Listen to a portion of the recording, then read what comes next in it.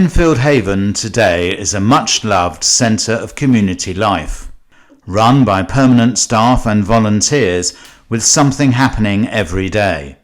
But it wasn't always like this. Until 2014, the building was a day centre for dementia care, operated by the County Council on just 3 days a week. Dedicated staff and volunteers provided a valuable service, caring for vulnerable older people, providing activities and entertainment. But the building was cold, drafty and tired. Few local people even knew of its existence. In February 2014, when the County Council was faced with massive budget cuts, it proposed to close the centre. It took a year for community volunteers to reach an agreement with the Council, creating the business case, setting up a community interest company, leasing the building for a peppercorn rent, transferring staff and sorting pensions.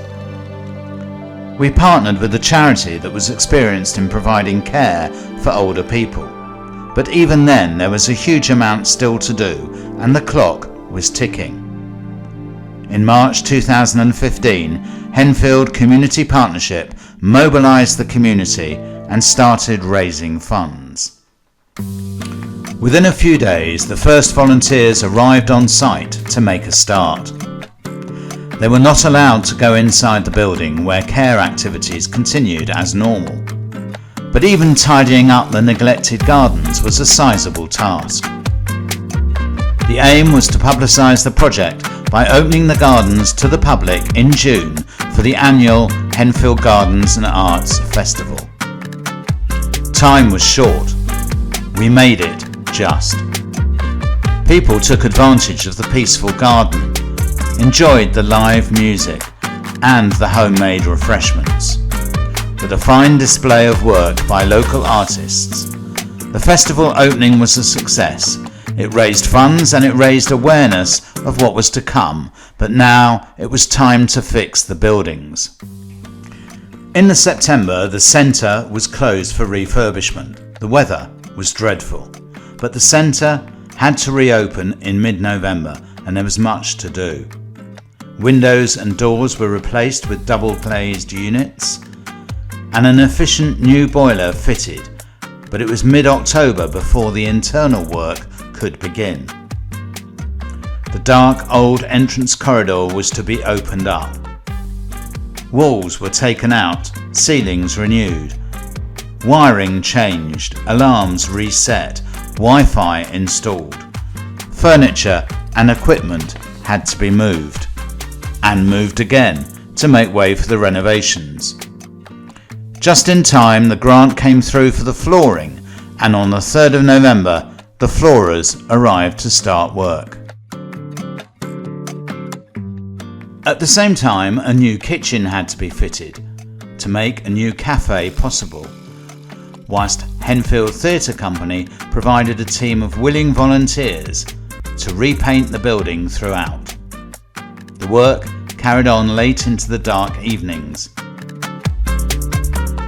Fetching donated furniture from as far away as Brighton's Royal Sussex County Hospital proved hard work for some of the volunteers, whilst new cushions and kitchen utensils added finishing touches to the interior.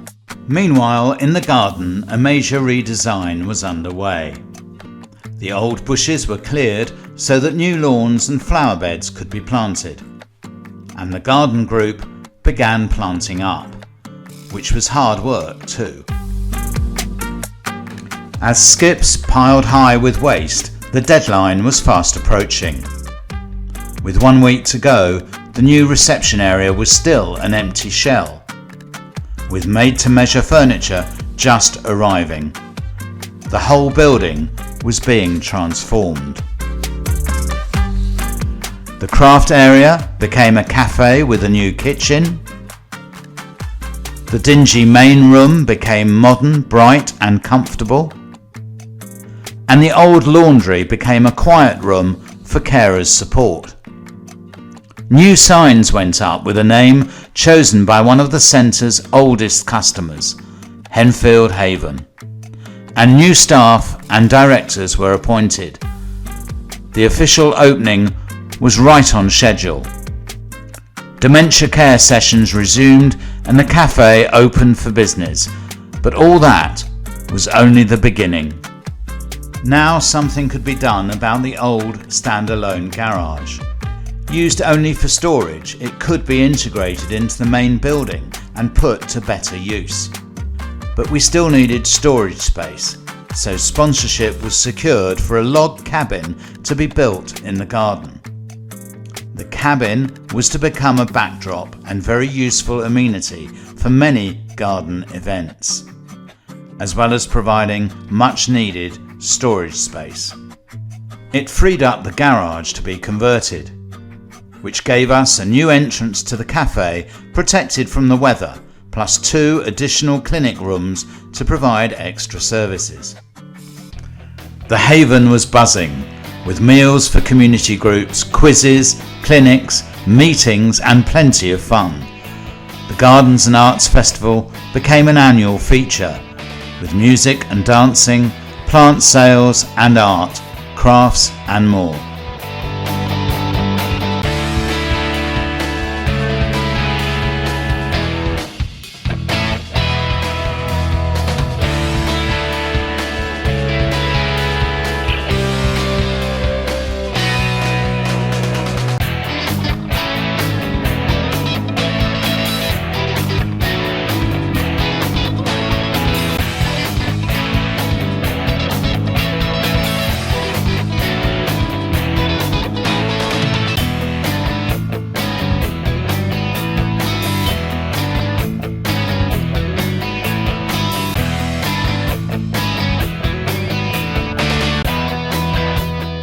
By its first anniversary, the Haven was sufficiently established to host a massive fundraising concert in the Henfield Hall. The Elvis Spectacular was to be followed by more brilliant shows each year, including an evening of music from the theatre and an ABBA tribute concert. Whilst behind the scenes, less conspicuous efforts were raising much needed funding for the next phase of the Haven. The workmen were in again, this time extending the cafe to make a versatile garden room.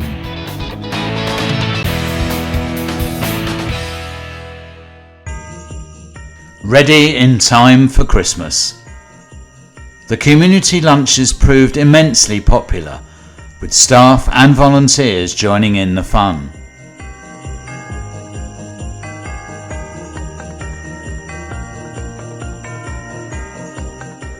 Children from St Peter's School were keen to get involved too, to the obvious delight of the older folk. A team of cycling enthusiasts from the leisure centre joined in the fundraising with a legendary ride to Paris, and a change of status in 2019 allowed the Haven to become a charitable, incorporated organisation in its own right. But when the COVID pandemic struck, the Haven had no choice but to close its doors to customers. Overnight, the Haven transformed into a hub to coordinate the community response. Henfield Helpline organised deliveries of food and medicines, with volunteers taking them to people's doors. Then, at the height of the pandemic, our partnering charity had to withdraw, and for a while the finances of the Haven looked bleak. But with the hard work of staff and volunteers, the financial backing from donors and the support of the parish council, the Haven bounced back.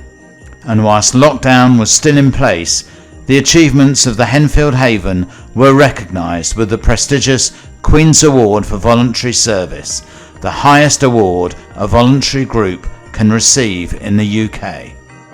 The proper celebration was delayed, but as soon as the lockdown was lifted, dementia care resumed, along with all the other services like osteopathy, podiatry, yoga, heart, Parkinson's and bereavement support. There was music in the garden again, craft and artwork on display at the Gardens and Arts Festival. The Queen's Award was presented in the garden by the Lord Lieutenant of West Sussex. And there was another award to celebrate in 2022, with the chairman of the Haven Trustees gaining a Platinum Champions Award for his contribution as a volunteer during the Queen's Jubilee year.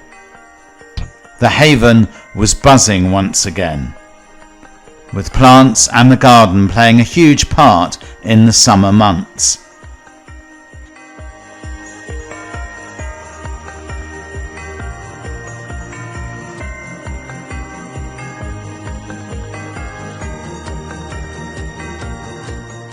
The attractive gardens have proved a big factor in the success of the Haven, and the garden group has become a permanent fixture, tending the flower beds, caring for nature, helping wildlife, supporting the dementia care, and even reaching out to help people in the community.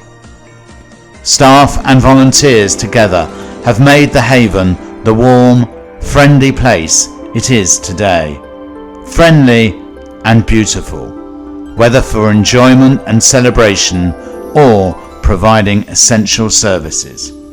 Today's thriving centre offers dementia care on Monday, Wednesday and Friday, a social club on Thursdays, a daily cafe for meals and refreshments, Sunday and Christmas lunches, a variety of clinics, community meetings and opportunities for volunteering. The Henfield Haven today has become a much treasured amenity and a key asset to the village. We can be proud of the Henfield Haven and all that we have achieved together. Here's to the next 10 years.